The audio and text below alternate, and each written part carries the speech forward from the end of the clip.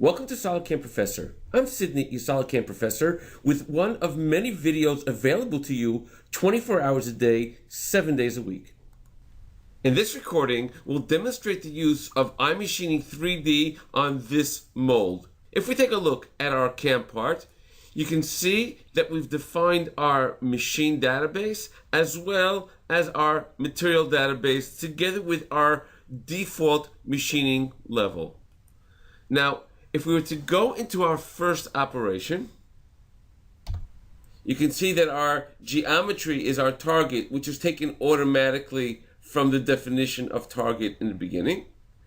If we just take a quick look at working area, you'll note that it's automatically marked as cut only the rest material. So it only will cut any material that's left over from previous operations or the stock that came originally with the part itself.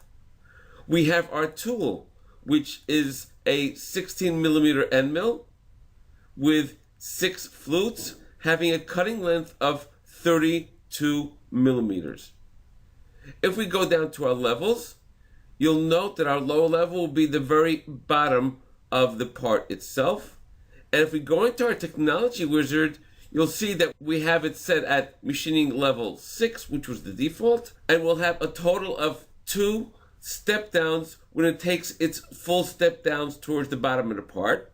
And as it goes up later on, well, that's controlled by our technology rest rough area, where it automatically will give us a scallop on its step up of this amount stated over here, which can be controlled by just clicking on the box or leaving it at the default.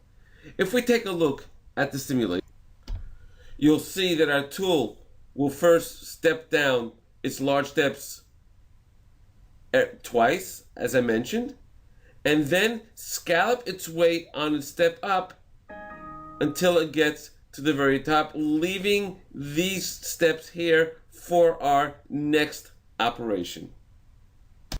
Now, if we take a look at our next operation, again, we'll be doing a iMachining 3D operation, but this time we've just changed our tool to be a smaller end mill of 12 millimeters, also having a small radius at the tip of 0.6 millimeters, and the cutting length is 25 millimeters and having 5 flutes. If we go down to our technology wizard, again, you'll see we have machining level 6, going down 2 steps altogether. And our technology, we still have our surface and wall offset together with our scallop. Note, however, our scallop is a smaller step than we had before. Now, we should note one more thing, that since in our geometry, in our working area, we have checked off cut only the rest material, it will look at the actual material that was left over from the previous operation and cut only in the areas where that tool could not work. Now, if we take a look at our simulation, you'll note that this time the tool will work only in the areas where the previous operation could not work, and also leaving smaller steps on the part, making it ready for our finished cut, and also going into these corners where the previous tool cannot go in as well. Now the rest of the operations that we have in this part were all finished operations using HSM. Whether it be HSM combined constant Z with linear to finish off these areas around the part over here, or the next operation to finish off the floors using the horizontal machining operation in HSM, and the rest machining, which will finish off all of these corners on the part.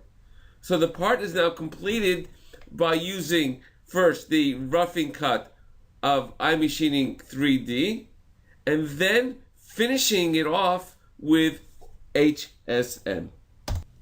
For more videos on SolidCAM Professor, please go to our website, www.solidcam.com, and look for the tab called SolidCAM Professor. Thank you for joining us on SolidCAM Professor. Take care and have a nice day.